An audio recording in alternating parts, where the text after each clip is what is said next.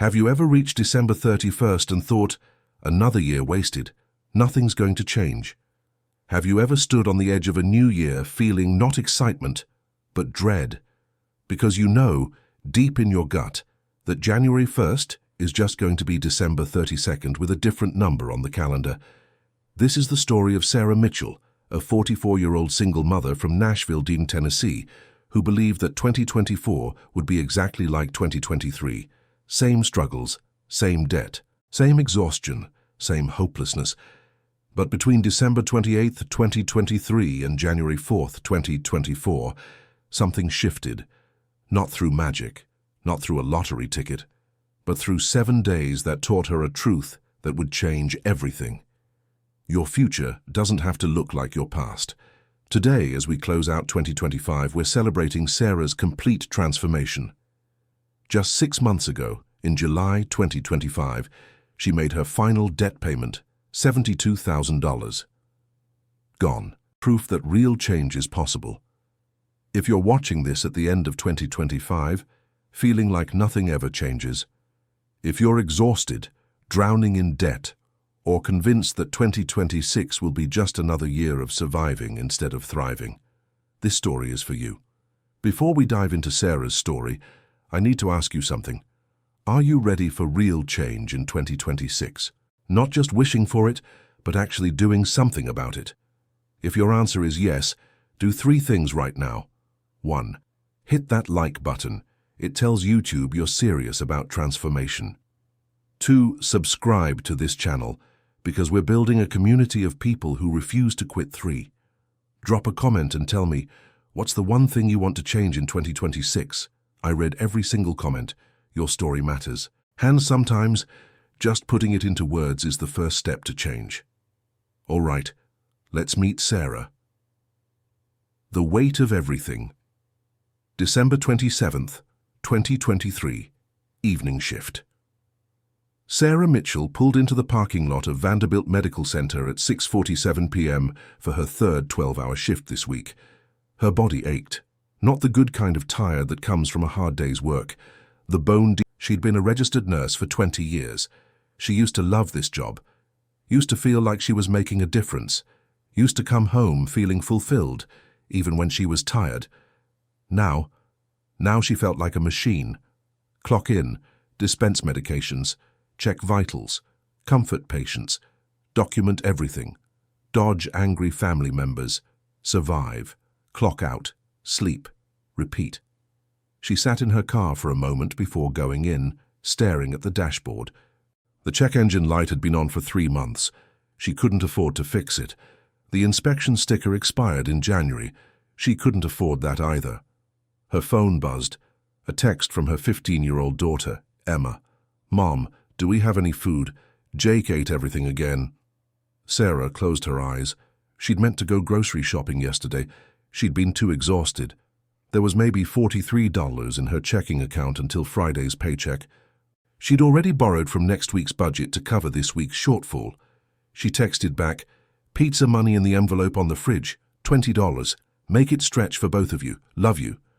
That was the last of her cash.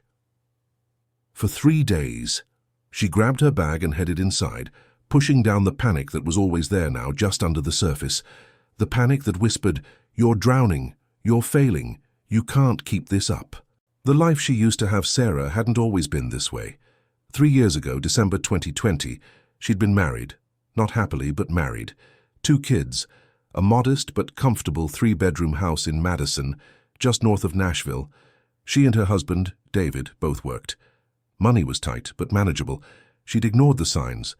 The late nights David claimed were work, the distance. The phone calls he'd take in the other room. She'd been so busy with nursing shifts and raising teenagers that she'd convinced herself everything was fine.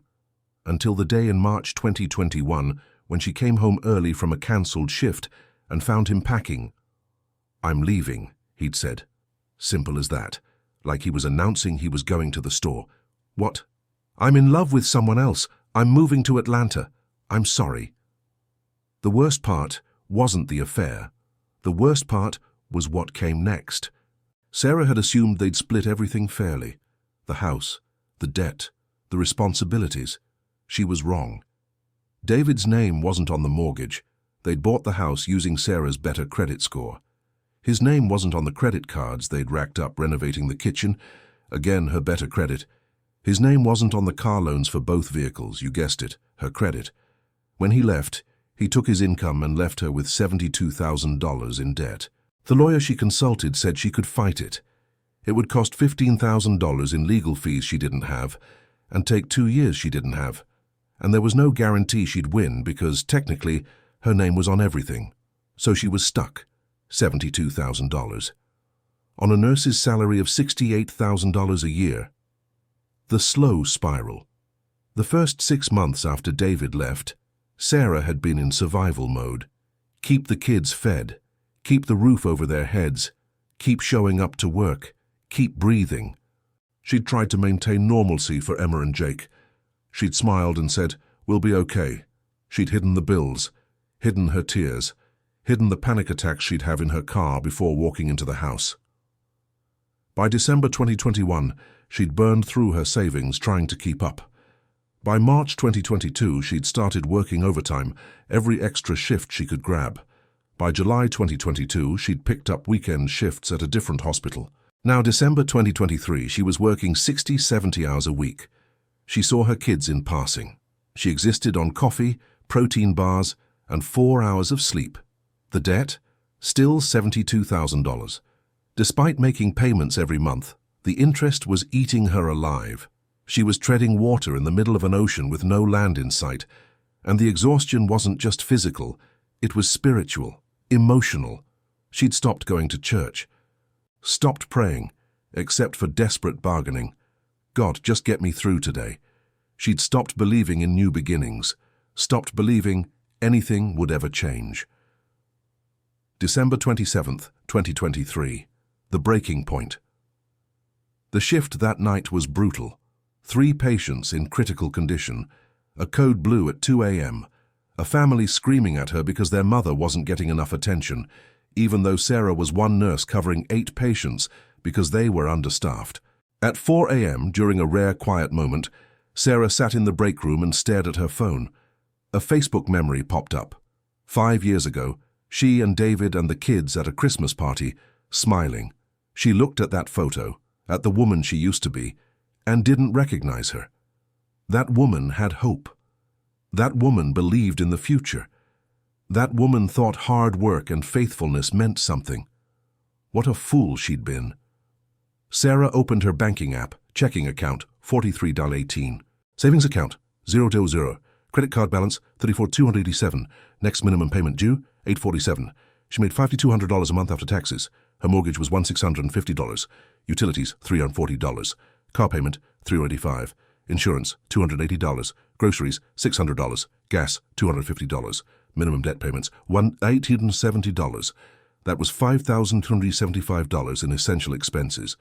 She was $175 short every single month, and that didn't include anything breaking down, anything unexpected, any life at all. She put her head in her hands. A co-worker, Lisa, walked in. "You okay, Sarah?" "Yeah, just tired." Lisa sat down. "You've been just tired for 2 years. Talk to me." Sarah shook her head. "Nothing to talk about, just life." "Sarah, you're killing yourself. When's the last time you had a day off?" Sarah couldn't remember. "When's the last time you did something just for you?" Sarah laughed bitterly. "For me?" "Lisa, I can't afford to exist, let alone do something for me. Have you talked to anyone, a counselor, someone from church?" "I don't have time for counseling, and I stopped going to church a year ago." "Why?" "Because I'm tired of hearing that God has a plan when my life is falling apart." Lisa was quiet for a moment. Then she pulled out her phone. "I'm going to text you something. A name. Someone who helped my sister when she was drowning in debt after her divorce. Will you at least look at it?" Sarah shrugged. "Sure." But she didn't mean it. She'd tried budgeting. She'd tried debt consolidation. She'd tried everything. Nothing worked. Because the problem wasn't the strategies. The problem was that she didn't make enough to outrun the hole she was in. The problem was that she'd given up. Can I pause Sarah's story for just a moment? Because I need to know. Is this you right now? Are you working yourself to death with nothing to show for it? Are you so exhausted you can't even imagine things getting better? Have you stopped believing in new beginnings? If you're nodding your head, comment below right now, "This is me." Because here's what I want you to know. Sarah's story doesn't end here, and yours doesn't have to either. If this story is hitting home, smash that subscribe button, because what happens next could change your life. And hit the notification bell so you don't miss the other stories we're sharing. All right, back to Sarah. Because December 28th is about to change everything. The last day of the old life. December 28th, 2023. Morning. Sarah woke up at 1 p.m. after getting home at 8 a.m. 5 hours of sleep. Her body screamed at her, but she dragged herself out of bed. Emma had texted 3 times. Jake needed a ride to basketball practice. The bills on the counter needed to be dealt with. Life didn't stop just because she was exhausted. She made coffee, the cheap kind from the dollar store, and sat at the kitchen table with her laptop. The text from Lisa was still there. Her name is Patricia Cole, financial counselor, Christian. Help my sister get out of $90K in debt. Here's her number. Sarah stared at the number. What was the point? She'd been down this road. Every financial expert said the same thing. Spend less than you make. Budget. Cut expenses. Great advice if you made enough to have margin. Useless advice when you were already bleeding. But something about the exhaustion, the bone-deep, soul-crushing exhaustion, made her do something she hadn't done in a long time. She called, "Hello?" A warm voice answered. "Hi, is this Patricia Cole?" "It is. How can I help you?" "My name is Sarah Mitchell. My friend Lisa. She gave me your number. She said you help people with debt." "I do. Tell me about your situation, Sarah." And for some reason, maybe because she was too tired to pretend anymore, Sarah told her everything. The divorce, the debt, the $72,000, the 3 years of drowning, the 70-hour work weeks, the hopelessness. When she finished, there was silence. Then Patricia said, "Sarah, can I tell you something?" "Okay. You're not drowning because you're not trying hard enough. You're drowning because you're trying to do this alone. And no one can survive alone." Sarah felt tears sting her eyes. "Can we meet tomorrow? I know it's the day before New Year's Eve, but I have a feeling you need this now. I work tomorrow night." "What time do you go in?" 7 p.m. "Perfect. Meet me for coffee at 10 a.m. There's a frothy monkey on 12th Avenue South. Do you know it?" Sarah hesitated. She had 100 reasons to say no. She was too tired. She'd tried this before. It wouldn't work. Nothing ever worked. But something in Patricia's voice, something steady, something sure, made her say, "Okay, I'll be there." The wait of another year. That evening, while Emma was at a friend's house and Jake was at practice, Sarah sat alone in the living room. The Christmas tree was still up, a small, cheap one from Walmart. No presents underneath anymore. They'd opened their modest gifts on Christmas morning. Practical things like socks and hoodies and grocery store gift cards. She'd tried to make it special, tried to smile and pretend everything was okay. But Emma was 15, old enough to see through the act. And Jake, at 13, was starting to pull away, spending more time at friends' houses than home. She didn't blame them. Who wanted to be around someone who was just surviving? Sarah pulled out her phone and scrolled through social media, everyone posting their New Year, New Me declarations, their vision boards, their goals for 2024, their excitement about fresh starts. She felt nothing but dread because she knew the truth. January 1st would come and nothing would change. She'd still wake up exhausted, still go to work, still come home to bills she couldn't pay, still collapse into bed, still repeat it all the next day. The calendar would change, but her life wouldn't. Unless... She opened her notes app and started typing, "God, I don't even know if you're listening anymore. I don't know if you care. I've been angry at you for 3 years, angry that you let David leave, angry that you let me end up here, angry that nothing I do is enough. But I'm so tired. I'm so tired of being angry. I'm so tired of fighting. I'm so tired of failing. If there's any chance at all that 2024 could be different, I need you to show me, because I can't do another year like this. I just can't." She hit save, not send, because who was she sending it to? But something about writing it down, about being honest, felt like the first real thing she'd done in months.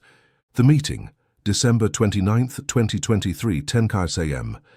Sarah pulled into the parking lot of Frothy Monkey 15 minutes early. She'd almost cancelled 3 times that morning, but something, stubbornness, maybe, or desperation, got her out of the house. Patricia Cole was easy to spot, a black woman in her mid-50s, silver-streaked hair pulled back in a neat bun, reading a book at a corner table. She looked up and smiled when Sarah walked in, and there was something in that smile, warmth without pity, that made Sarah's guard drop just slightly. "Sarah?" "Yes." "I'm Patricia. Thank you for coming. What can I get you?" "Oh, I'm okay." "Sarah." Patricia's voice was gentle but firm. "Let me buy you coffee.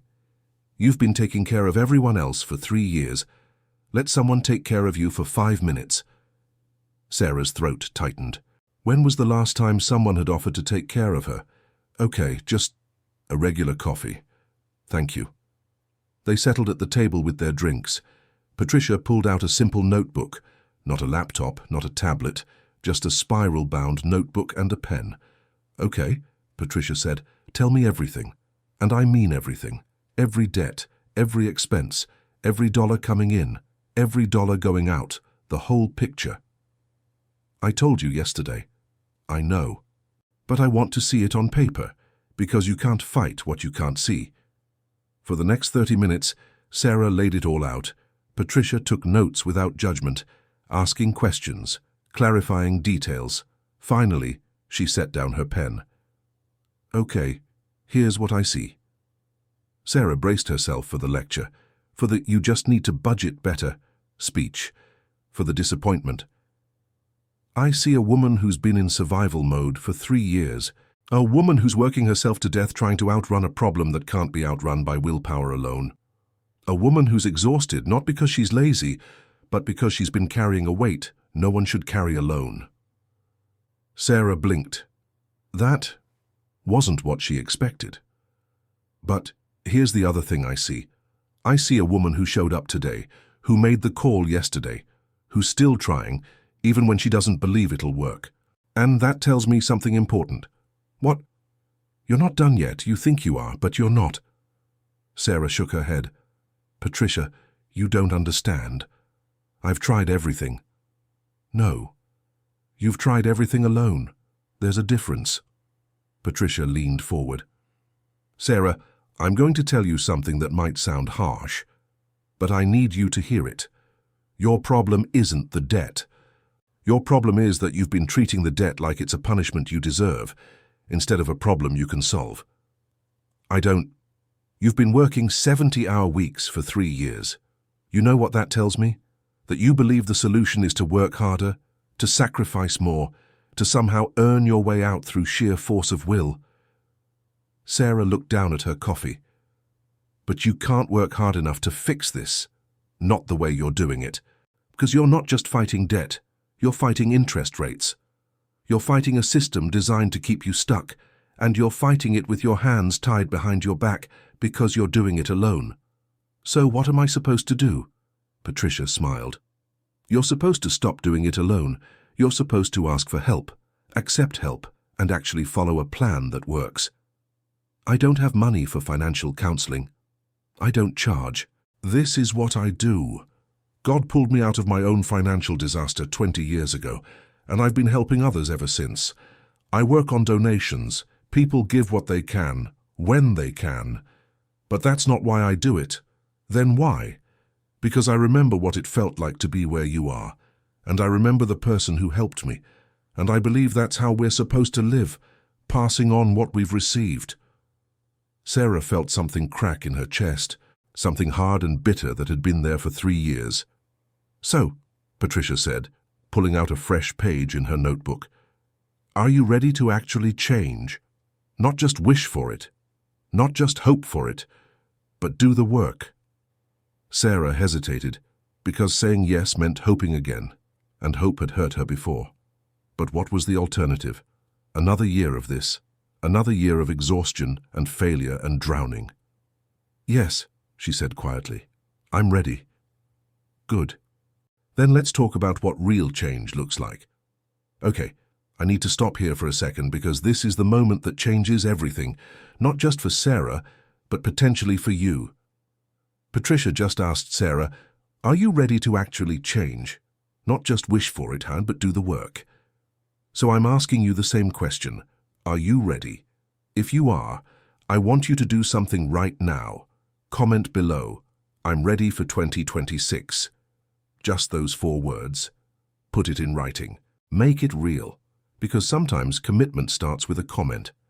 And if you haven't subscribed yet, what are you waiting for? Hit that subscribe button. We're building a community of people who are done with just surviving and ready to start thriving. Now let's get back to Sarah's story, because what Patricia teaches her next could change your life too. The plan. The truth about debt. Patricia flipped to a new page and drew a simple diagram. "Sarah, I want you to understand something. You have $72,000 in debt, right?" "Right. And you're making minimum payments on everything."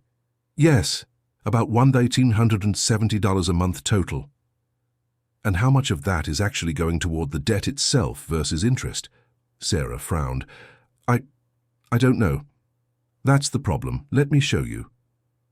Patricia did some quick calculations.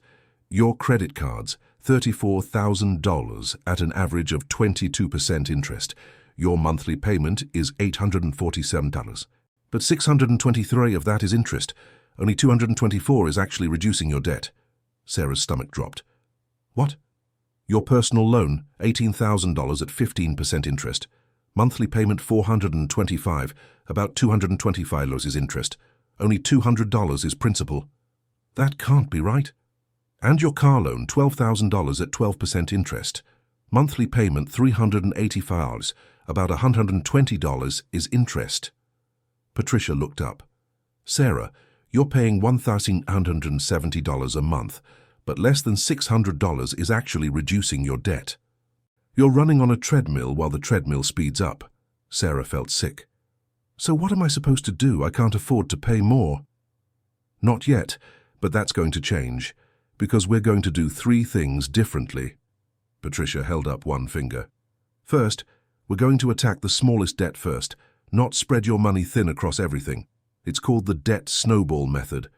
You've probably heard of it." "Yeah, but you didn't do it because it sounds too simple, right? And because financial experts online told you to attack the highest interest rate first." Sarah nodded.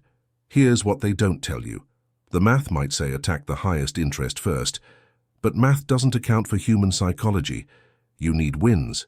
You need to see debts disappear, because every time a debt gets eliminated completely, you gain momentum, hope, proof that you're not stuck." Patricia held up a second finger. "Second, we're going to find money you didn't know you had. I'm not talking about cutting out coffee, though we'll look at everything. I'm talking about money that's slipping through cracks. Subscriptions you forgot about. Ways you're spending because you're exhausted and it's easier. We're going to plug those leaks." Third finger. "And third, we're going to get you more income. Not by working more hours, you're already maxed out, but by working smarter. There are ways nurses can make extra money that don't require more shifts. Travel nursing, per diem, consulting, online coaching for new nurses. You have skills people will pay for. The budget." They spent the next 2 hours building a real budget, not a fantasy budget where Sarah pretended she wouldn't spend anything, but a realistic budget that accounted for life. "Income," Patricia said. "You make $5,200 a month after taxes from your full-time job, plus you've been picking up extra shifts. How much extra?" "About $800 to $1,200 a month. Depends on what's available." "Okay, let's budget conservatively at $800, so $6,000 a month total." Patricia wrote it down. "Now, essential expenses. Mortgage, $1,650. Utilities, about $340. They went through everything. When they finished, Sarah's essential expenses, things she absolutely had to pay, came to $4,170. That leaves you $1,130, Patricia said. That's your weapon. But that's not enough to make a dent. It's not. Yet. But we're not done. Now we look at non-essentials. Patricia pulled up Sarah's bank statements on her phone. Fast food and takeout, $420 last month. Sarah winced. I'm too tired to cook. I know, and we're going to address that. But Sarah, that's $420 that could kill debt. Streaming services. You've got Netflix, Hulu, Disney+, Amazon Prime, and HBO Max. That's $98 a month. The kids can watch one service instead of 5. That's $78 saved. They went through everything. Target runs that added up to $240. A gym membership Sarah hadn't used in a year. Amazon impulse purchases. Here's what I'm seeing, Patricia said. You're hemorrhaging about $900 a month on things you're buying because you're exhausted, because you feel guilty, because it's easier. I'm not judging. I did the same thing. But that $900 plus your $1,130 margin means you have $2,030 a month to attack debt. Sarah stared at the number, $2,030. It felt impossible and possible at the same time. But Sarah, there's one more thing we need to talk about. And this is going to be hard. What? Your car? Sarah's heart sank. No. You owe $12,000 on a car worth maybe $15,000. Your payment is $385 a month. What if you sold it, bought a $5,000 reliable used car outright, and used the rest to attack debt? I need a car. And you'd have one, just not a car with a payment. Sarah, that $385 a month freed up equals $4,720 a year. In 5 years, that's $23,000. That's a third of your debt. Sarah felt panic rising. I don't know. I'm not saying you have to decide today, but I want you to think about it, because every payment you eliminate is one less chain. The snowball Patricia drew a list. 1. Personal credit card, $3,800. 2. Medical bill, $4,200. 3. Furniture loan, $6,400. 4. Car loan, $12,000 if kept. 5. Personal loan, $18,000. 6. Large credit card, $27,600. This is your snowball. The order you'll attack them. You pay minimums on everything except the top one. The top one gets every extra dollar you have.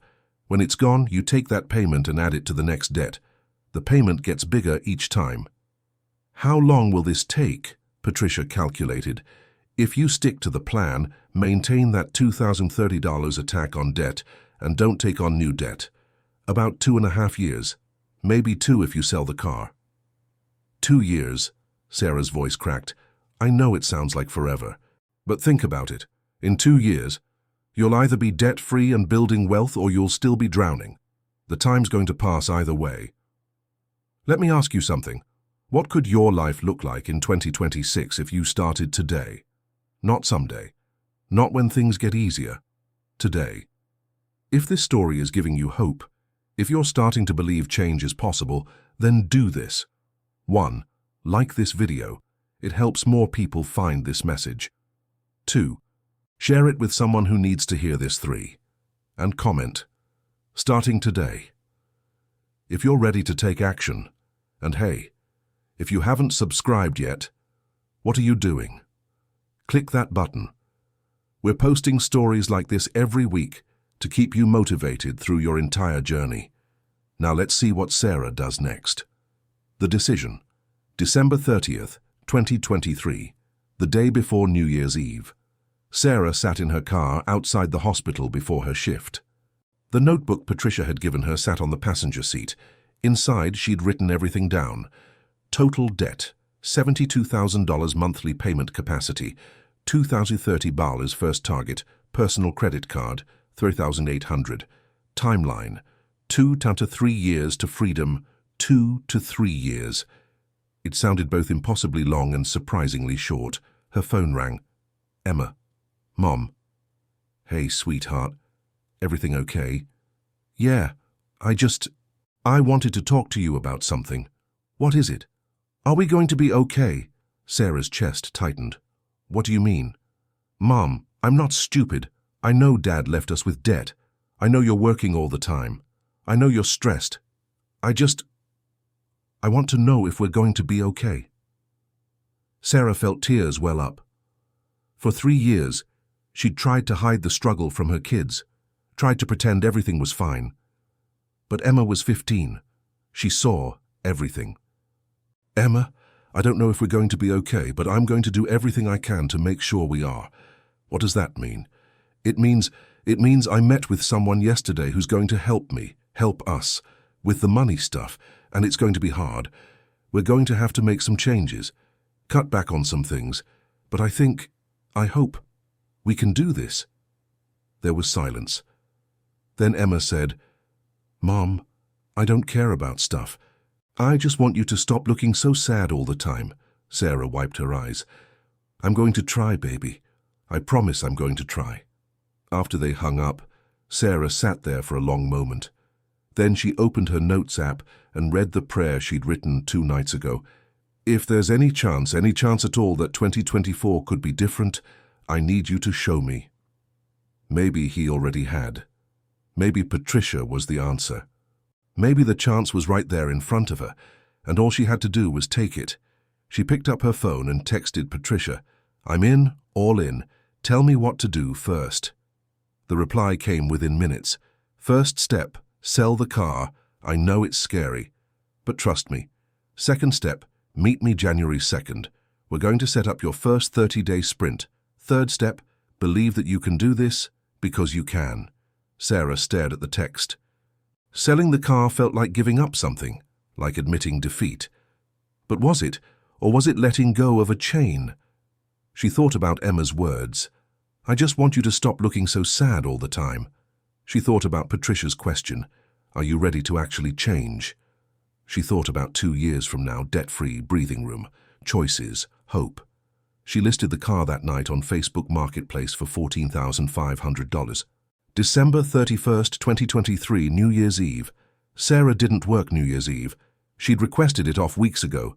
One of only 2 days a year she refused to work. She spent the day with Emma and Jake, just being present. They made breakfast together, watched movies, talked about the year that was ending. What's your New Year's resolution, Mum? Jake asked while they were making dinner. Sarah thought about it. For the past 3 years, she hadn't made resolutions.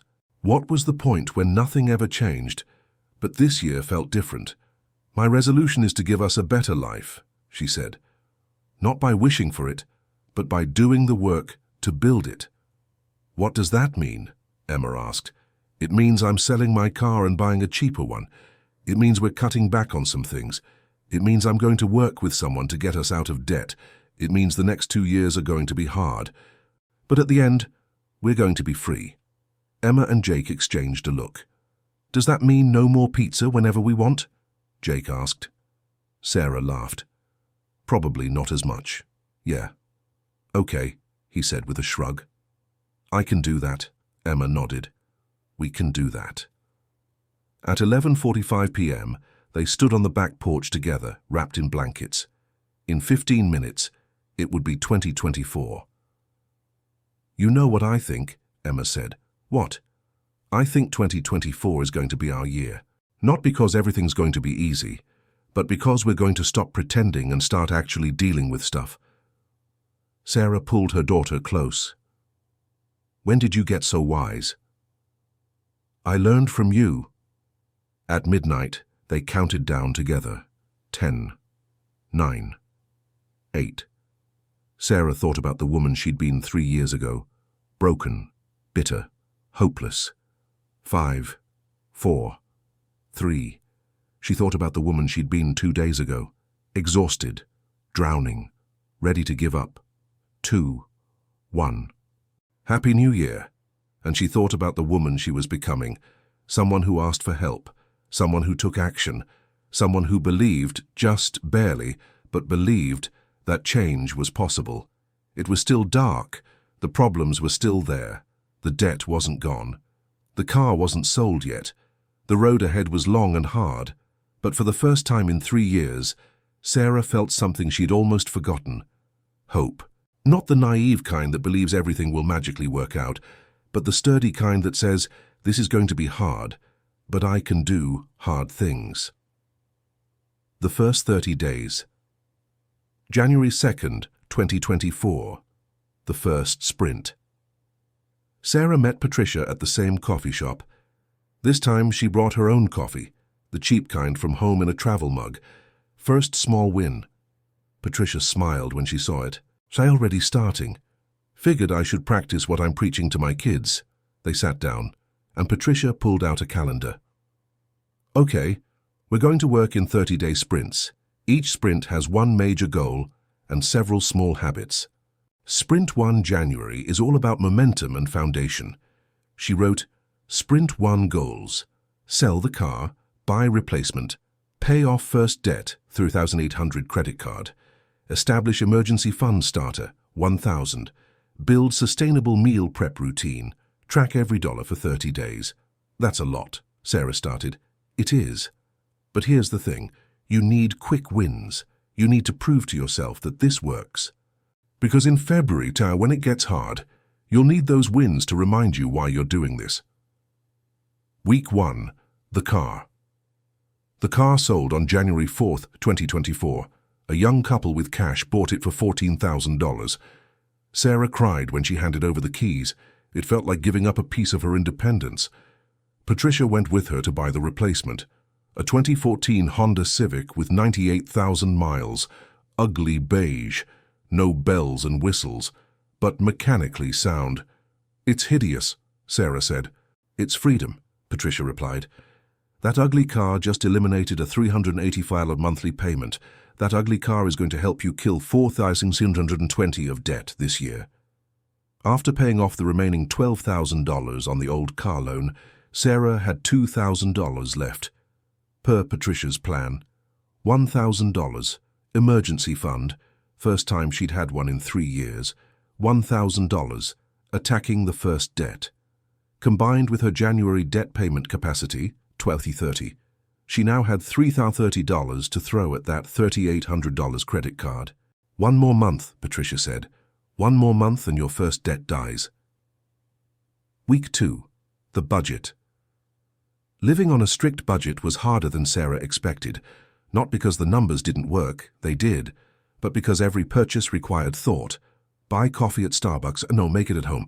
Order pizza because you're tired. No meal prep on Sunday. Target run for just one thing. No. Stick to the list. Emma and Jake adapted faster than she did. They started checking prices, making cheaper choices.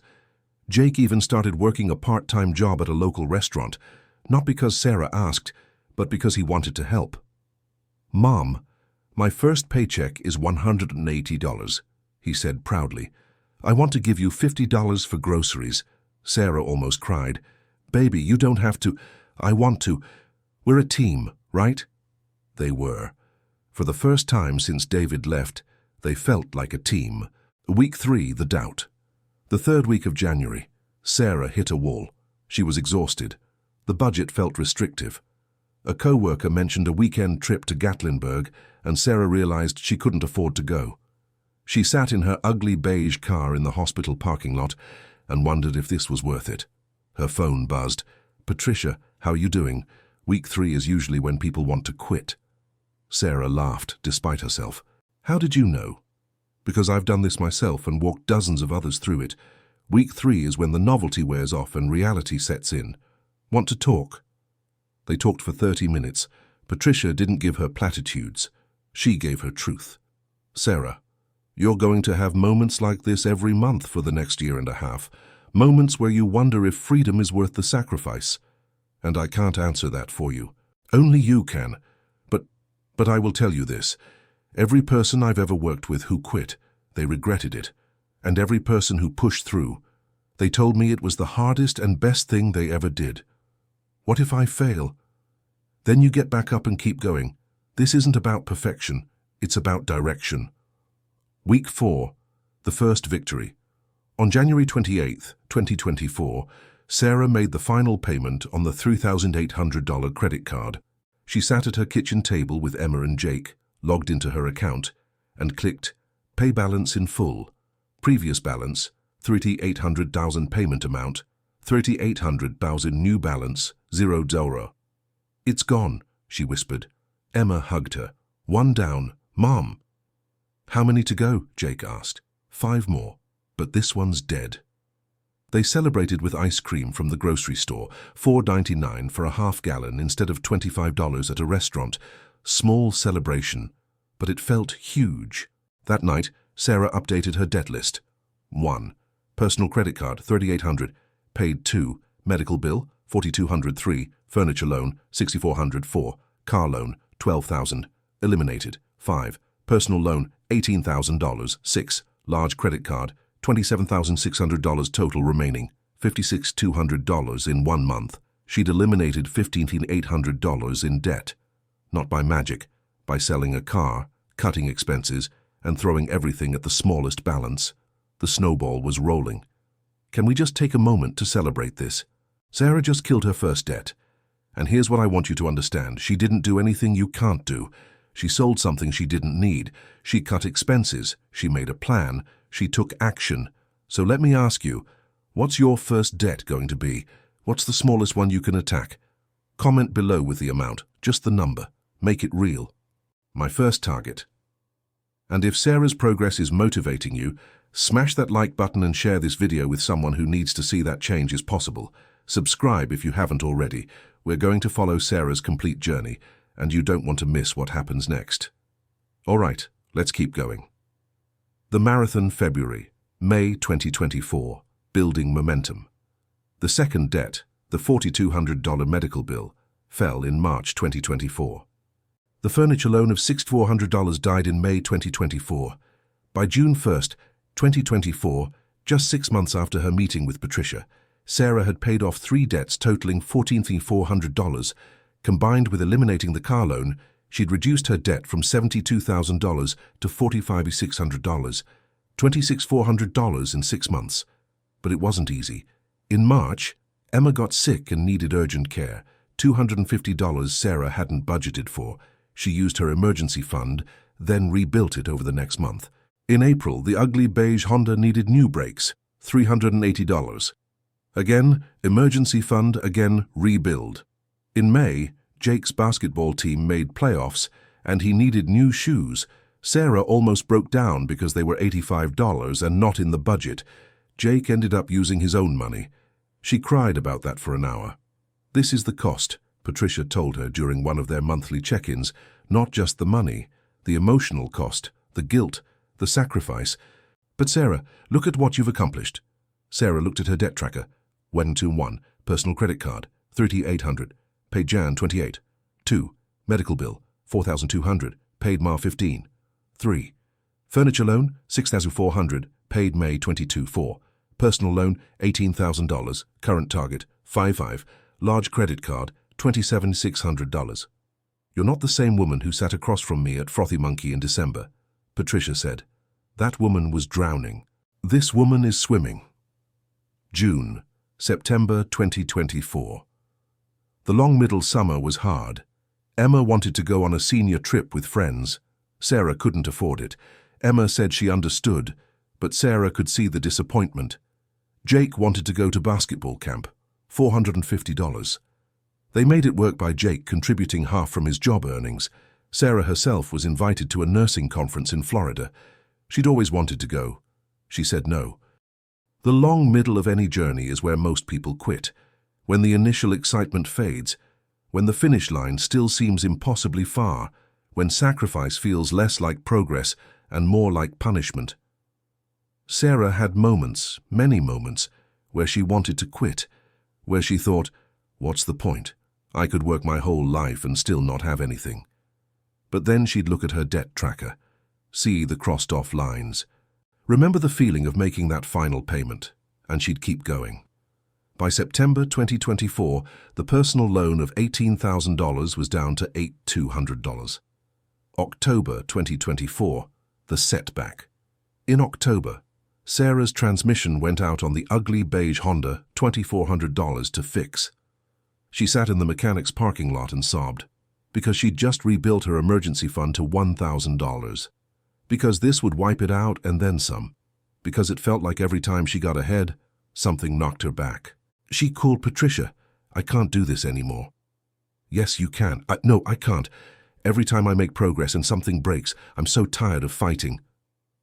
"Sarah, listen to me. You have a $2,400 car repair. Do you know what would have happened a year ago?"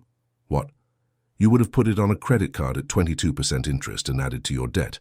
But now, you have $1,000 in your emergency fund. You can cash flow the rest over 2 months. This is proof the system works. It doesn't feel like progress because you're in the middle. But Sarah, a year ago, you had $72,000 in debt. Today, even with this setback, you're at $53,600. You've paid off $18,400. You've eliminated 3 debts completely. You have an emergency fund, you have a plan. You're not drowning anymore, you're building." Sarah wiped her eyes. "I'm just so tired." "I know, but you're also so close. That personal loan, 3 more months and it's gone. Then there's only 1 debt left. The last boss, the final fight, you're almost there." 3 more months felt like forever, but Sarah paid the transmission repair, reset her emergency fund goal, and kept going. The final push, December 2024, 1 year later. On December 28, 2024, exactly 1 year after her first meeting with Patricia, Sarah made the final payment on the personal loan, $18,000. Gone. She sat at the same kitchen table where she'd paid off her first debt and clicked the final payment. Previous balance. $18,000 was total paid over 12 months. $18,000. New balance. 000, 4 debts eliminated. 1 to go. Emma, now 16 and a high school juniors, was there. Jake, now 14, was there. They'd been on this journey together. "Just 1 more, Mom," Emma said. "Just 1 more." The final debt, the large credit card, $27,600. At her current pace, $230 a month, it would take just over 13 months. By early 2026, she'd be completely debt-free, but something unexpected was about to happen. June 2025, accelerated freedom. In March 2025, Sarah got a raise at work. $3,200 more per year. She threw every penny at the debt. In April, she picked up a side gig teaching new nurses online, $400 a month. It went to the debt. The momentum was building. The finish line was in sight. And Sarah was running faster than ever. In May, Jake graduated middle school. Emma was finishing her junior year with honors and had already started looking at colleges. Sarah cried because just 18 months ago, she'd been terrified about how they'd ever afford college. July 15th, 2025, the last payment. On July 15th, 2025, 19 months after that first meeting with Patricia, Sarah Mitchell made her final debt payment. She'd arranged to meet Patricia at Frothy Monkey, the same table where it had all started. Patricia was already there, smiling. Sarah sat down, pulled out her phone, and showed Patricia the screen. Previous balance, 2,030 guaons, payment amount, 2,030. New balance, 0.0. It's done, Sarah whispered. Patricia reached across the table and took her hands. It's done. You did it. Sarah started crying. Not sad tears, not frustrated tears, but the deep shaking sobs of someone who's been carrying weight for so long, they forgot what it felt like to be free. I did it, she said through tears. I actually did it. You did. From $72,000 to 0. 19 months. You're debt-free, Sarah. Debt-free. The words felt foreign, impossible, beautiful. Sarah had entered 2024, drowning, hopeless, exhausted, convinced nothing would ever change. She was ending July 2025 debt-free, with an emergency fund, with her kids thriving, with hope. Not because of magic, not because of luck, but because she'd asked for help, made a plan, and done the work. Sarah just became debt-free, $72,000. Gone. In 19 months. Let that sink in. Now let me ask you something. What's stopping you? Is it that you don't think it's possible? Sarah didn't either. Is it that you're too tired? Sarah was working 70-hour weeks. Is it that you don't make enough? Sarah was a single mom on a nurse's salary. The only difference between Sarah at the end of 2023 and Sarah in July 2025 was this: she decided to start. So here's what I want you to do. 1. Like this video if Sarah's story inspired you. 2. Subscribe if you want more real stories like this. 3.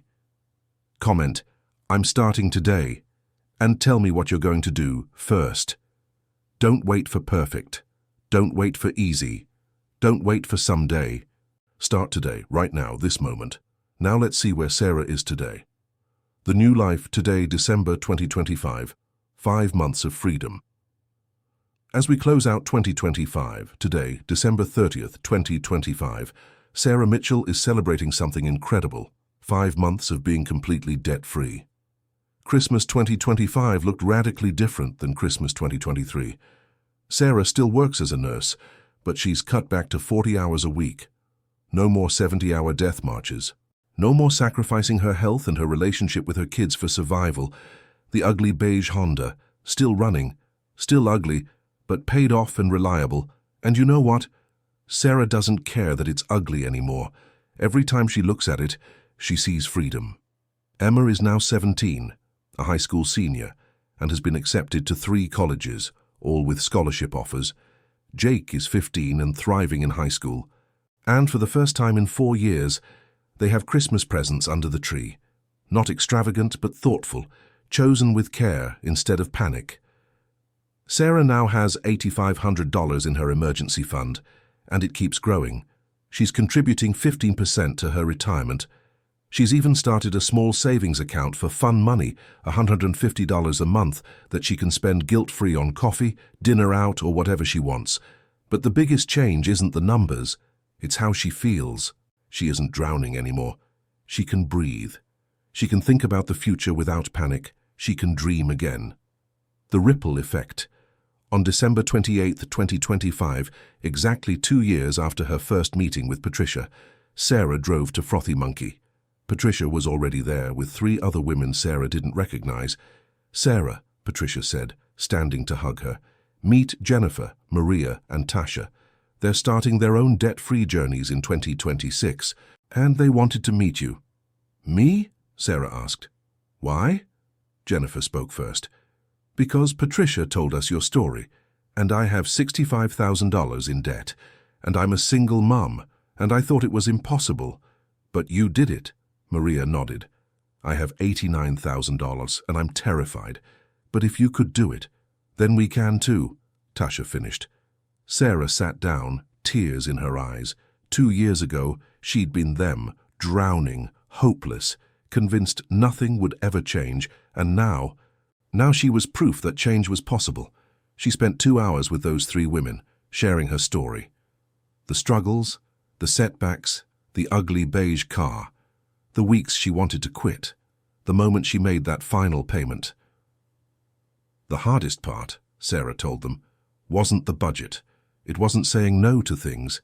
It was believing, really believing, that I could do it. But here's what I learned.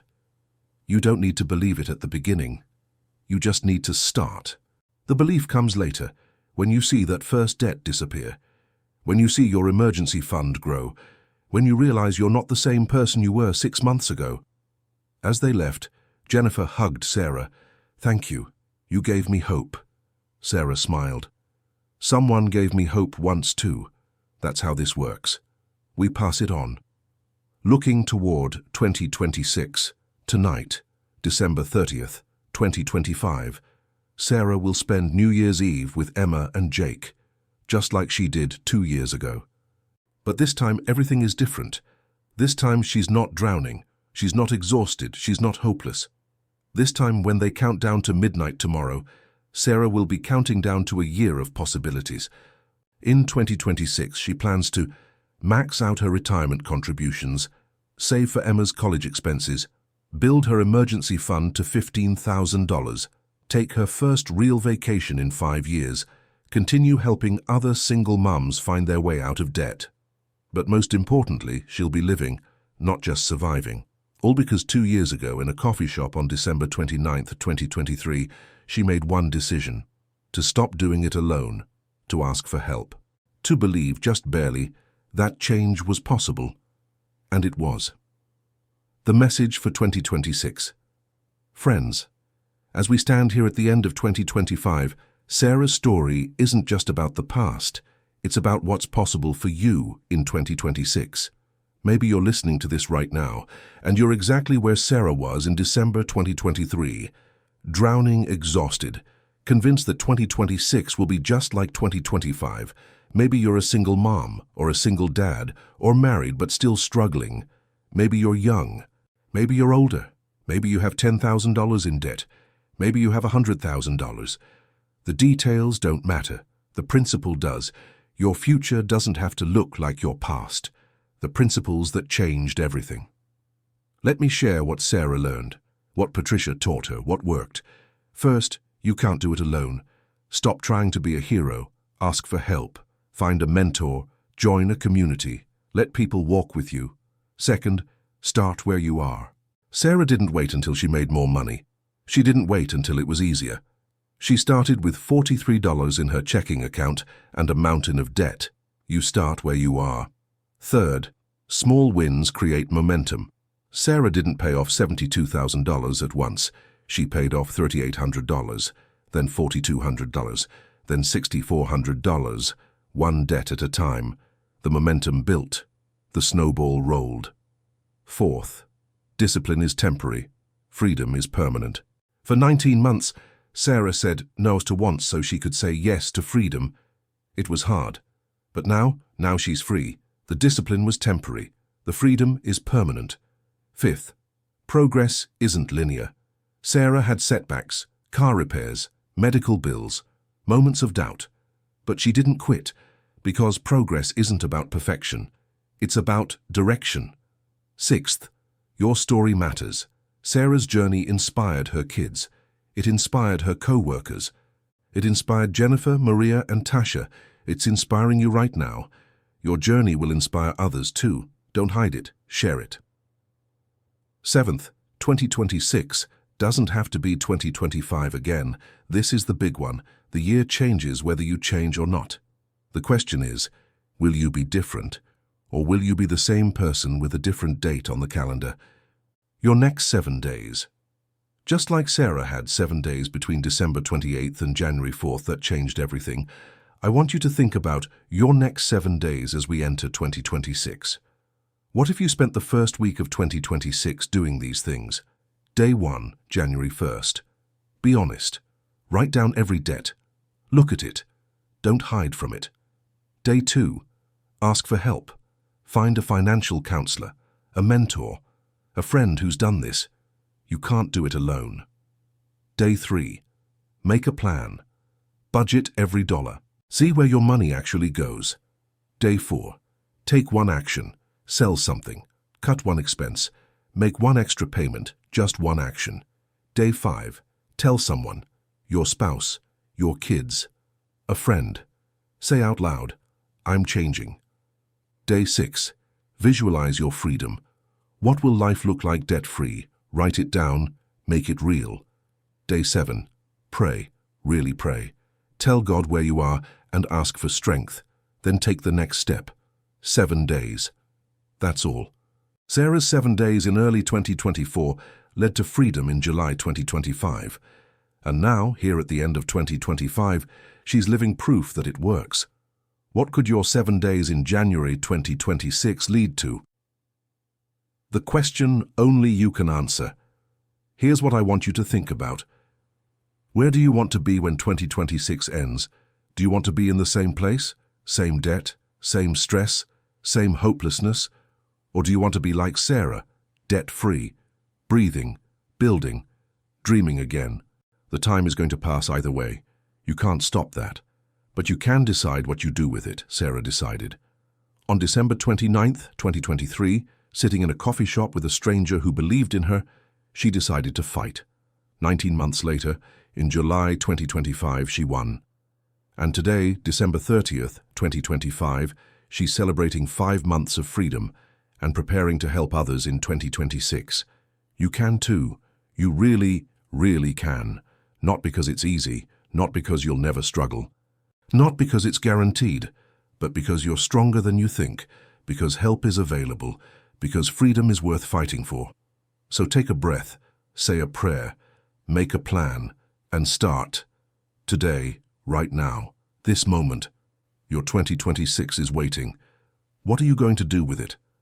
If Sarah's story touched you, if you're ready to make 2026 the year everything changes, I want you to know, you're not alone. There are people like Patricia in your community, financial counselors, church groups, online communities, people who've walked this road and want to help others walk it too. There are resources available, budgeting apps, debt payoff calculators, free financial education. You don't need money to start. You just need willingness. And most importantly, there's a God who specializes in new beginnings, who takes broken things and makes them beautiful, who takes impossible situations and creates miracles, not always the instant kind, but the kind that unfold over 19 months of faithful steps. He sees you, right where you are, in your exhaustion, in your debt, in your hopelessness. And he's saying the same thing Patricia said to Sarah. You're not done yet. You think you are, but you're not. 2026 doesn't have to be 2025 again. You can change, you can be free, you can build a life you're proud of. All you have to do is start. Verse for your meditation. Therefore, if any man be in Christ, he is a new creature. Old things are passed away. Behold, all things are become new. 2 Corinthians 5:17, KJV. Sarah went from $72,000 in debt to completely free in 19 months. Today, December 30th is 2025, she's celebrating 5 months of freedom. If her story inspired you, here's how you can take action right now. Subscribe to this channel for more true stories of transformation. Watch our playlist of debt-free journey stories. Comment below. What's your first step going to be in 2026? Share this video with someone who needs hope right now. Remember, 2026 doesn't have to be 2025 again. The question is, what are you going to do about it? See you in the next story. Keep fighting. Keep believing. Keep building. Your freedom is closer than you think.